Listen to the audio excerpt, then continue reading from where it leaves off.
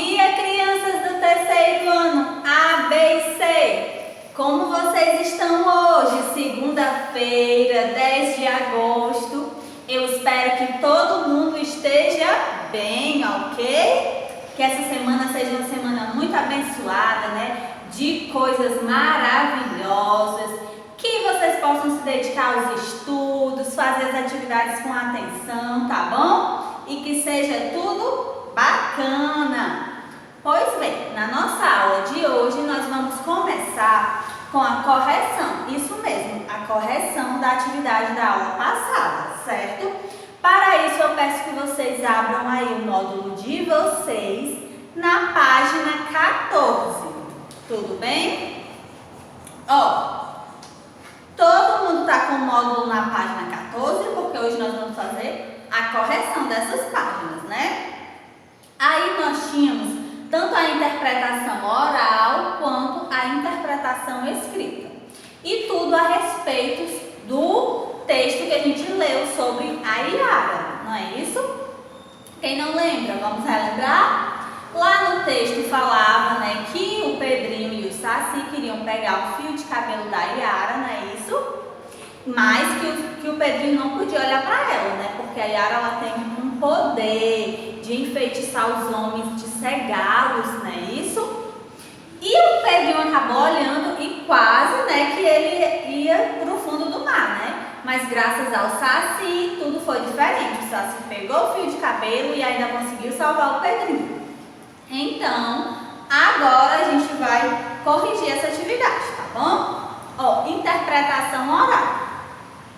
Primeira questão. Os amigos conseguiram pegar o fio de cabelo da Yara? Sim, com a leitura do texto a gente observou que sim, né? O Saci foi lá, rapidamente pegou o fio de cabelo. O modo como eles agiram era o que você imaginava antes da leitura do texto? E aí, vocês imaginavam que seria assim, que eles iriam daquela forma? Resposta de vocês, tá bom, pessoal? Ó, segunda questão. O que você achou da atitude do Pedrinho ao desobedecer às recomendações dos amigos? Vocês acham que o Pedrinho agiu certo ou ele agiu errado?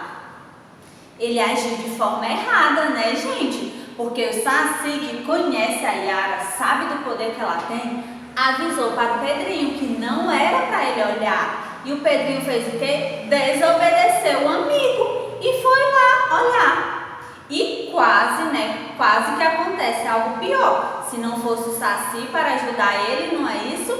Ele teria acabado cego. Olha que coisa triste. Então, por isso que é importante, quando alguém nos der uma recomendação, nós obedecermos, tá bom? Para não ser assim como o Pedrinho, desobediente, que fez algo errado, né? Uma atitude errada. Terceira questão. Se você estivesse no lugar do Pedrinho, também teria curiosidade de ver a Yara? E aí, se fossem vocês lá na pele do Pedrinho, teriam a curiosidade de ver a Yara? Por quê? Eu até teria curiosidade de ver a Yara, né? Porque dizem que ela é muito linda, é uma mulher metade, é um ser, né? Metade mulher, metade peixe. Então, mas eu não iria. Não iria porque o Saci já tinha avisado que ela era perigosa, né? Então, mesmo eu tendo curiosidade de vê-la, eu ia obedecer o Saci e não iria tentar ver, né? Ia ficar no meu canto quietinha. E vocês? O que vocês fariam? Pois bem. Agora que a gente terminou, né, a interpretação oral, vamos para a nossa interpretação escrita. Isso mesmo. Na primeira questão da interpretação escrita diz: responda as questões de acordo com as primeiras falas do Saci, lá no começo do texto. Item A. Onde a Yara vive e quando ela costuma aparecer. E aí, a Yara vive onde?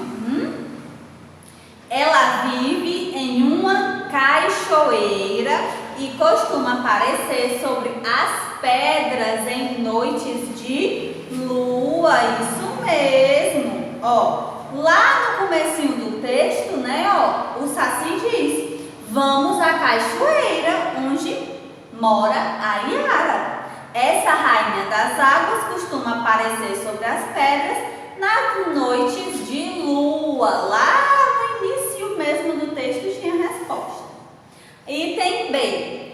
Por que a Yara é perigosa? E aí, gente, por que ela é perigosa? Porque a beleza dela cega os homens e os atrai para o fundo das águas. Então, por isso que ela é perigosa, né? Ela é tão bela que essa beleza atrai os homens, né? E faz com que eles fiquem o quê? Cegos, isso mesmo. E aí, acabam indo parar no fundo das águas, né? Então, essa é a resposta. Porque a beleza dela cega os homens e os atrai para o fundo das águas. Isso. Agora o item C dizia: a beleza da Yara é comparada à beleza de qual dos seres abaixo? Pinte a imagem correta. E aí, ela aparece com uma sereia, com a mula sem cabeça ou com curupira? Com a sereia, né? Eu vi que todo mundo acertou, todo mundo pintou direitinho essa sereia. Muito bem. Página 15. Página 15, questão 2 diz: que outros nomes a Yara recebeu no texto? Lá no texto, né, ela recebe outros nomes. Vocês conseguiram identificar quais são? Ó, rainha das águas, ninfa de deslumbrante beleza e mãe d'água. Isso mesmo, lá no texto tem essas três formas, né? Aparecem essas três formas de chamar a Yara, do nome dela, né? Isso? Rainha das águas, ninfa de deslumbrante beleza e mãe d'água, certo? Agora a terceira questão. O que aconteceria de menos grave se o Pedrinho não obedecesse às recomendações do Saci? Também tem lá no texto, quando diz, né, o que aconteceria com ele de menos grave. Ele ficaria o quê? Cego, não é isso? O que poderia acontecer de menos grave com ele era isso, era ele ficar cego, tá bom? Ó. Aí vocês iriam colocar, né, essa resposta, que ele poderia ficar cego. Isso era o que iria acontecer de menos grave. Agora, no pontinho, diz: em sua opinião, o que poderia acontecer de mais grave a ele? Aí, essa resposta é pessoal, na opinião de vocês, né? O que poderia acontecer de mais grave com o Pedrinho? Eu acho que o que poderia acontecer de mais grave com ele era, além de ficar cego, parar no fundo do mar, não é isso? Porque aí, ó, ele ia parar lá no fundo do mar e ia morrer, né? Então, eu acho que isso era o mais grave que ia acontecer com ele. Essa é a minha resposta. Mas vocês podem colocar a resposta de vocês, ok? Ó, quarta questão. Contorne a imagem que representa o local onde se passa o episódio narrado no texto que você leu. E aí, gente, nós temos três imagens. A primeira aí representando o mar, não é isso? A segunda, um deserto. E a terceira, uma cachoeira com um rio, né? E aí, vocês contornariam o quê? Vocês contornaram o quê? Não é isso? Onde acontecia a história? Em uma cachoeira, né? Em um rio. Então, é qual figura? Esta daqui, ok? Muito bem. Questão 5. A história que você leu é real ou fictícia? Explique sua resposta. E aí, essa história da Yara, vocês acham que aconteceu realmente? É uma história real ou é uma história fictícia? É fictícia, né, gente? A gente sabe que esses contos, essas lendas, elas são inventadas, né, e de forma fictícia. Realmente a gente não vê uma Yara aqui no nosso dia a dia, um saci, não é isso? Então ela é uma história fictícia, pois existem seres folclóricos. Saci e a Yara. Elementos mágicos, como o encantamento do Pedrinho, certo? Repetindo mais uma vez a resposta. Fictícia, pois existem seres folclóricos, como o Saci e a Yara, e elementos mágicos, como o encantamento do Pedrinho. Pronto? Sexta questão. As narrativas podem ser contadas por um narrador observador, aquele que conta a história sem participar dela, ou por um narrador personagem, quando é um dos personagens que narra a história. Qual é o tipo de narrador do texto que você leu? O texto que a gente leu, né, o narrador, ele é observador. Ele não está participando daquela história, ele não é um personagem daquela história, né? Ele está de fora da história, só observando. Então, por isso, é um narrador observador. Vamos lá para a página 16. Página 16, sétima questão. Diz assim: um texto narrativo apresenta situação inicial, conflito, momento de tensão, clímax, momento de maior tensão, e desfecho, que é o final. Associe cada uma dessas partes aos acontecimentos do texto, de acordo com as cores indicadas a seguir. Vocês iriam pintar de azul o que fosse a situação inicial, de vermelho o que fosse o conflito, de amarelo o clímax e de verde o desfecho, certo? Aí, ó, nós temos, né, a sequência de acontecimentos. Vamos identificar o que é para ser pintado de azul, que é o início, certo? E o início é quando Pedrinho e Saci vão para a floresta com uma missão. Porque tudo começa aí, né? Quando o Pedrinho e o Saci vão para a floresta com uma missão. Então, ao lado aí desta frase, vocês iriam pintar de azul. Pedrinho e Saci vão para a floresta com uma missão. Azul. Essa frase representa o início do texto. Depois, nós vamos ver o conflito, né? Qual é o conflito? Pedrinho e Saci se aproximam da Yara, né? Aí é o conflito, quando eles já estão perto dela, se aproximam dela, né? Esse momento já dá uma tensão, porque eles já estão perto da Yara. Então, nessa frase, Pedrinho e Saci se aproximam de Yara, vocês iriam pintar de vermelho. Próxima frase, agora o clímax, né? O momento de maior tensão, o momento mais importante do texto, que é quando Pedrinho fica encantado pela Yara e Saci tenta roubar o fio de cabelo dela. Então, esse momento é o momento principal, né?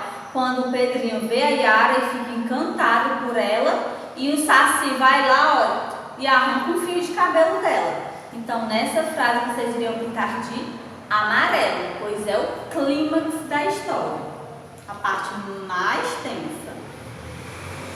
Agora, por último, né, o desfecho, que vocês iriam pintar de verde. Saci consegue roubar o fio de cabelo da Yara e quebra o encantamento do Pedrinho. Aí foi o desfecho, né? Onde tudo acabou bem. O Saci pegou o fio de cabelo e conseguiu desencantar o Pedrinho. Então, como é que fica a sequência? Vermelho, azul, verde e... a sequência. Amarelo, azul, verde e vermelho. amarelo, azul, verde e vermelho, ok? Oitava questão. Releia este trecho do texto. Andaram, andaram, andaram. Por fim chegaram a uma grande cachoeira, cujo ruído já vinham ouvindo de longe. Assinale a alternativa correta sobre a repetição da palavra andaram. Essa repetição de andaram, andaram, andaram reforça a ideia de que eles andaram pouco, ou a repetição reforça a ideia de que eles andaram muito? Né? Andaram, andaram, andaram. Nós entendemos que o quê? Que eles andaram muito, né? Essa repetição da palavra quer reforçar que eles andaram, andaram, andaram, andaram muito. Então, vocês iriam marcar aí o segundo quadradinho. Certo? Pronto. Agora, para finalizar, nós temos a página 17. Cidadania no dia a dia. E aí nós temos um texto, certo? Que agora eu vou ler com vocês. As tradições de boca em boca. Ó, o boto é cor de rosa? O boitatá é um boi? Vamos brincar de amarelinha? Está na hora do lanche. Que tal uma acarajé e uma cocada? O folclore brasileiro é conhecido em todas as regiões do Brasil por meio das tradições populares. Os indígenas nos ensinaram a dormir em redes, a respeitar a natureza e os animais, a cultivar as plantas, a tomar banho todos os dias. Eles nos ensinaram também sobre as lendas que explicam a origem das coisas, dos personagens folclóricos. Já os portugueses nos ensinaram a buscar novos caminhos e novas terras. E os africanos nos presentearam com os ritmos, a feijoada, o quindim. Essas heranças, crenças e tradições culturais fazem parte do folclore brasileiro. As lendas, as danças, as músicas, as comidas, os jogos, o artesanato e outras manifestações que herdamos há muito tempo. Que herdamos há muito tempo, foram passadas de geração a geração e são mantidas até os dias atuais em todos os cantos do nosso país. Muito bem, então essas tradições de boca em boca, ou seja, os costumes, as crenças que são passadas de geração em geração, de pai para filho, de vô para neto.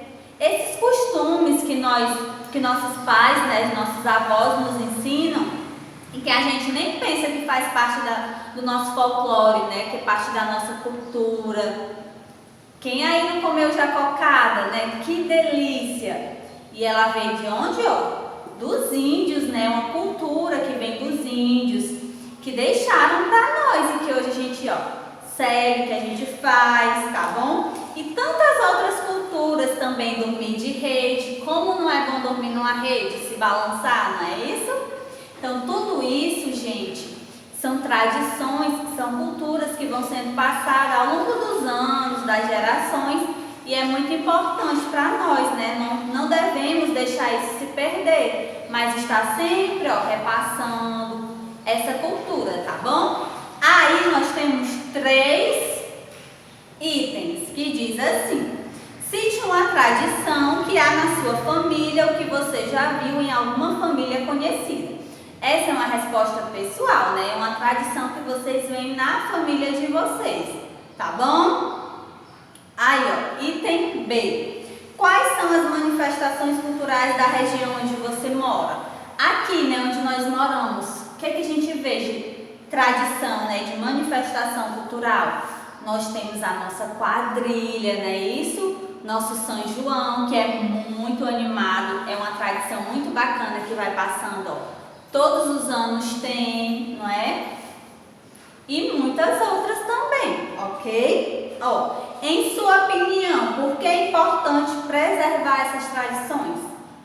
E aí, gente, para vocês, por que é importante preservar tudo isso?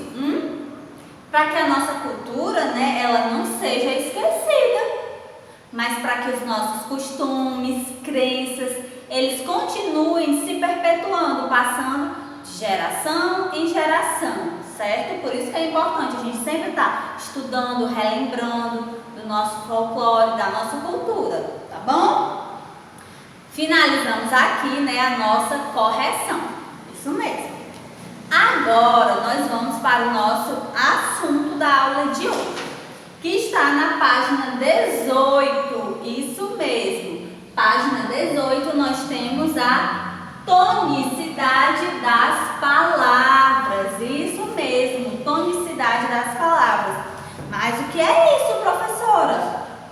É a nossa famosa sílaba tônica, isso que nós já vimos na gramática, né, em outras aulas, e que agora o livro de vocês, né, o módulo, traz novamente a tonicidade das palavras.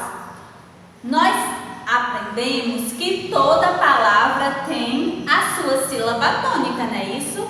E que, muito importante, cada palavra só tem uma sílaba tônica, certo? Nós não veremos mais de uma sílaba tônica nas palavras, somente uma.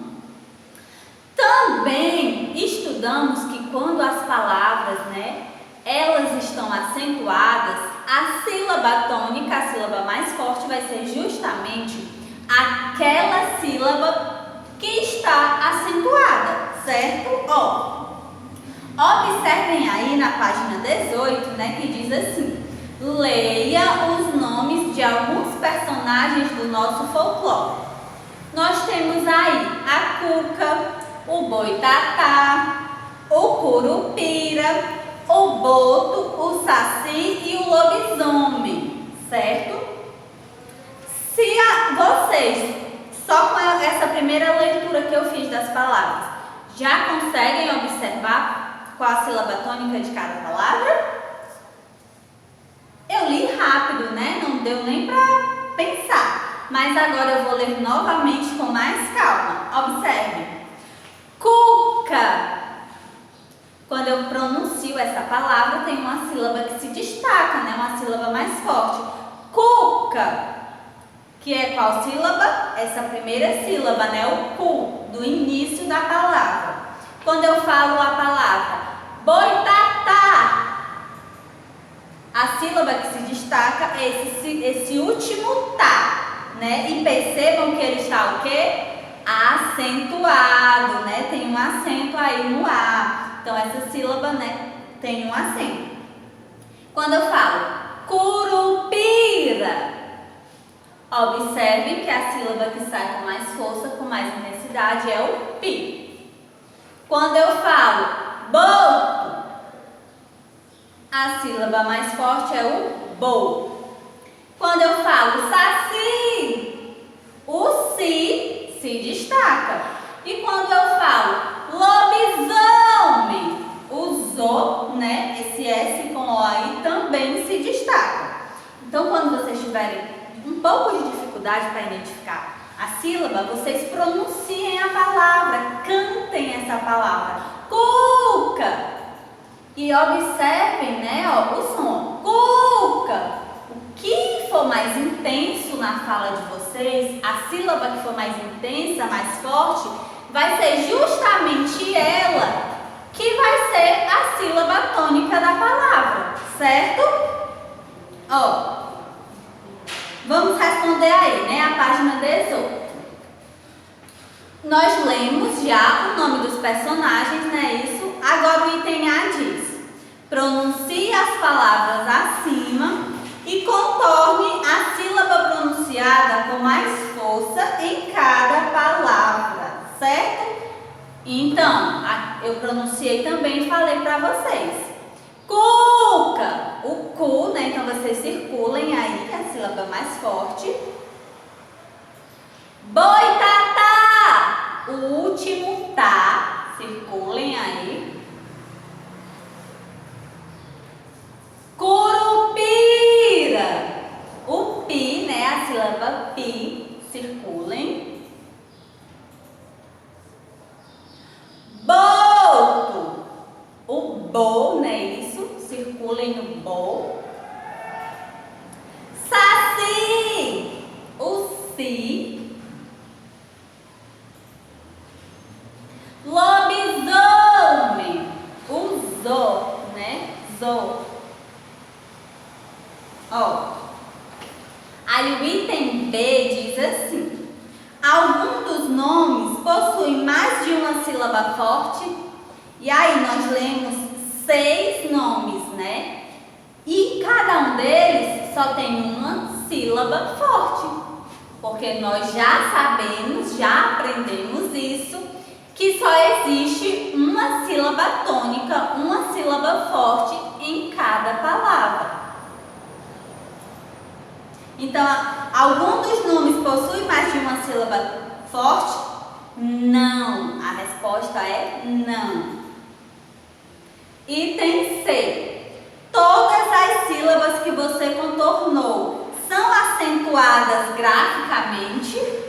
E aí, todas essas sílabas que vocês contornaram tinham acento?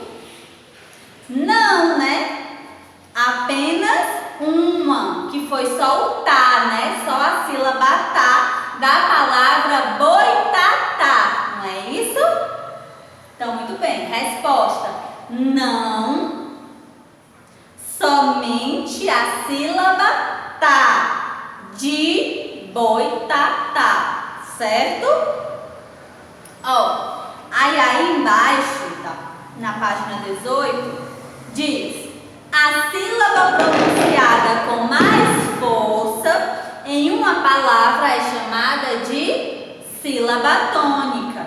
Na língua portuguesa, cada palavra possui somente uma sílaba tônica. E em algumas palavras, a sílaba tônica é acentuada. Isso mesmo. Então, crianças, ó, vejam. Sabemos que cada palavra só tem uma sílaba tônica, né? Isso, uma sílaba forte. E que também, quando a sílaba está acentuada, com o acento agudo ou o acento circunflexo, certo? Essa sílaba que contém esse acento vai ser sempre a sílaba tônica, a sílaba mais forte da palavra, tá bom? Ó. Certo? Compreendido isso, né? Só que nem sempre, quando a sílaba vier com aquele tio, né? Ó, o tio, nem sempre a sílaba que vier com tio vai ser a sílaba forte, tá bom? Mas toda vez que for acentuada com acento agudo ou com acento circunflexo, essa sim vai ser a sílaba tônica, a sílaba mais forte. Ok? Ó, agora vocês vão fazer, tá bom, a atividade, certo? Que é só sobre isso que nós estudamos, tá bom? Que fica na página 19 até a página 21, tá certo? Leiam as questões com atenção, tá bom? E até a nossa próxima aula. Beijo!